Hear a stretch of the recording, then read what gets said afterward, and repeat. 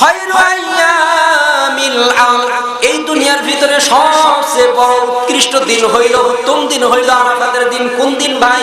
আরাফাতের দিন। এই আরাফাতের দিনে মহান আল্লাহ রাব্বুল আলামিন দুনিয়ার সমস্ত মানুষদেরকে এত পরিমাণ ক্ষমা করে দেন যে যেন কোনো দিনে আল্লাহ রাব্বুল আলামিন মানুষকে এত বেশি ক্ষমা করেন না।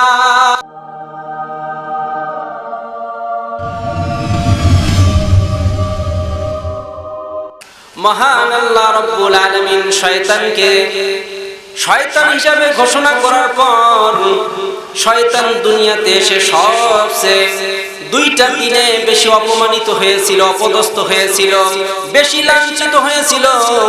একটা দিনের কথা শুনলাম, দ্বিতীয় দিনটা হইল মহান আল্লাহ রাব্বুল আলামিন আরাফাতের দিনে, যখন মানুষেরা নিজেদের গুনাহগুলো স্বীকার করে আল্লাহ রাব্বুল আলামিনের কাছে কেঁদে কেঁদে সাক্ষ্য দেয়, আল্লাহ আমি জীবনে পাপ করেছি, আল্লাহ আমি জীবনে এই অপরাধ করেছি, ওই অপরাধ করেছি, এই সমস্ত অপরাধের কথাগুলো স্বীকার করে মহান আল্লাহ রাব্বুল আলামিনের কাছে বান্দারা যখন নিজের পাপের স্বীকৃতি দেয়, নিজের গুনাহের স্বীকৃতি দেয়, আল্লাহ রাব্বুল আলামিনের কাছে কেঁদে কেঁদে যখন আল্লাহ রাব্বুল আলামিনের কাছে মাফ চায়, আল্লাহ রাব্বুল আলামিন ওই দিন বান্দাদেরকে এমনই ভাবে ক্ষমা করে দেন যেই রকম ভাবে সদ্য ভূমিষ্ঠ শিশুর ন্যায় হয়ে যায়। মহান আল্লাহ রাব্বুল আলামিন বলেন, ও বান্দারা তোমরা যদি আমার কাছে ক্ষমা চাও, আমি আল্লাহ রাব্বুল আলামিন তোমাদের কাছে এত বেশি খুশি হয়ে যাই যে তোমাদের জীবনের সমস্ত গুনাহ খাতাগুলো আমি আল্লাহ রাব্বুল আলামিন মাফ করে দেই। এমন ভাবে মাফ করে দেই যেমন কিনা তুমি কোনো জীবনে কোনো গুনাহ করনি। সদ্য ভূমিষ্ঠ সন্তানেরা যেই রকম ভাবে দুনিয়াতে আসার পরে নিষ্পাপ থাকে, মাসুম থাকে, আল্লাহ রাব্বুল আলামিন বান্দাকে যখন আরাফাতের ময়দানে ক্ষমা করে দেয়, বান্দা ওই রকম নিষ্পাপ হয়ে যায় যে জীবনে সে কোনো গুনাহই করে নাই। সুবহানাল্লাহ বলেন।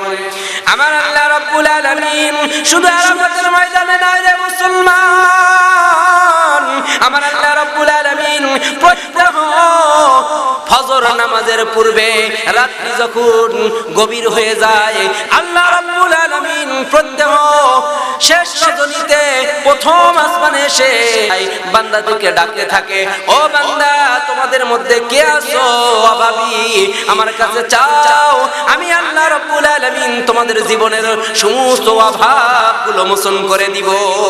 ও বান্দারা তোমরা কে আছো সুখী, আমার কাছে সুখ চাও, আমি আল্লাহ রাব্বুল আলামিন তোমাদেরকে সুখ দান করে দেব। তোমাদের ভিতরে কে আছো রে বান্দা বিপদগ্রস্ত, আমার কাছে বিপদ থেকে মুক্তি চাও, আমি আল্লাহ রাব্বুল আলামিন তোমাদের জীবনের সমস্ত বিপদগুলো হটাইয়া দিয়া সরাইয়া দিয়া তোমাদেরকে শান্তি দান করে দিব। এভাবে আল্লাহ রাব্বুল আলামিন আলা কাযা হাত্তা ইয়াতলু আল ফজর, আল্লাহ রাব্বুল আলামিন এভাবে ফজরের পূর্ব পর্যন্ত প্রত্যেকটি বান্দাকে ডেকে ডেকে বান্দাদের অসুবিধাগুলো জানতে চায়। ও মুসলমান, আমাদের ভিতরে কি আশা জাগে না আমরা প্রত্যহ ফজর নামাজের পূর্বে তাহাজ্জুদ গুজার হব, তাহাজ্জুদ নামাজ পড়ে দু চোখের অশ্রু ছেড়ে দিয়ে মহান আল্লাহ রাব্বুল আলামিনের কাছে চাইবো আমাদের জীবনের যেই সমস্ত আশাগুলো আছে, আকাঙ্ক্ষাগুলো আছে, যেই সমস্ত গুলো চাওয়া পাওয়াগুলো আছে, ওই চাওয়া পাওয়াগুলো আল্লাহ রাব্বুল আলামিনের কাছে যদি আমরা তুলে ধরতে পারি রে মুসলমান, আমাদের জীবনের সমস্ত গুনাহ খাতাগুলো মাফ করে দিয়ে আল্লাহ রাব্বুল আলামিন আমাদের সমস্ত প্রকার অভাব মোচন করে দিবেন। আমরা যদি চাই, আমরা আমাদের জীবনের মনকে পরিবর্তন করতে যদি চাই, আল্লাহ রাব্বুল আলামিনের কাছে চাইতে হবে। আল্লাহ কেবলমাত্র শুধুমাত্র এক সত্তা, যিনি চাইলে খুশি হয়। আর জীবনে যত মানুষ দেখেছেন, যত মানুষের কাছে কোনো কিছু চাইবেন, আপনাদের এলাকার চেয়ারম্যানের কাছে যদি একটা অভাব নেতার কাছে গিয়ে চাইতে থাকেন, একদিন দেবে, 2 দিন দেবে, 3 দিনের মাথায় সে অস্বীকার করবে, সে আর দিতে চাইবে না রে মুসলমান।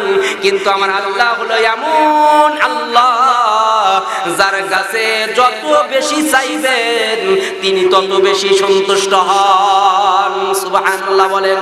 তাহলে আমাদের চাওয়ার দরকার আছে না নাই? বলেন আমাদের চাওয়া দরকার আছে না নাই? যদি চাইতে চান দিনের ভিতরে চাইলে হবে না, এমন একটা সময় আছে যেই সময়ে আল্লাহ রাব্বুল আলামিনের কাছে চাইতে দেরি কিন্তু আল্লাহ দিতে দেরি করে না। ওই সময়টা কোন সময়? কিছুক্ষণ পূর্বেই বললাম তাহাজ্জুদের সময়। তাহাজ্জুদ নামাজের পরে ফজর নামাজের পূর্ব মুহূর্তে আল্লাহ রাব্বুল আলামিনের কাছে যদি আপনি কিছু চান, আমার আল্লাহ রাব্বুল আলামিন সঙ্গে সঙ্গে আপনাদেরকে তাকিয়ে দিবেন।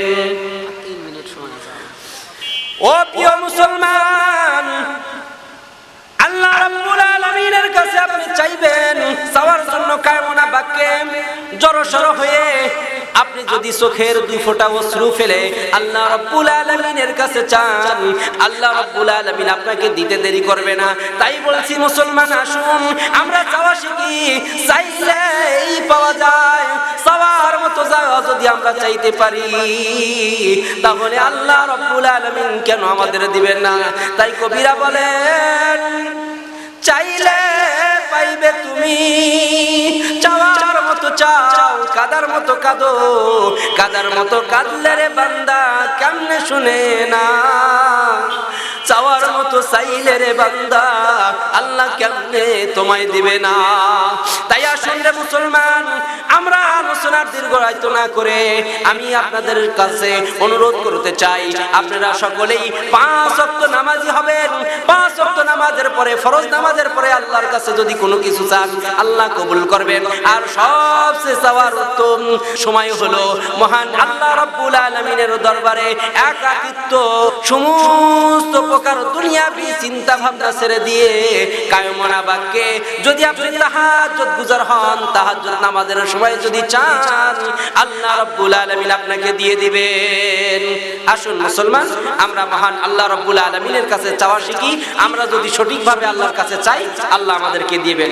আল্লাহ রাব্বুল আলামিন আমাদের জীবনের সমস্ত আশাগুলো পূরণ করে দিন, এই আশা ব্যক্ত করে আজকের মতো আলোচনা এখানে শেষ করতেছি। ওয়া আখিরু দাওয়ানা আলহামদুলিল্লাহি রাব্বিল আলামিন। আসসালামু আলাইকুম ওয়া রাহমাতুল্লাহি ওয়া বারাকাতুহু।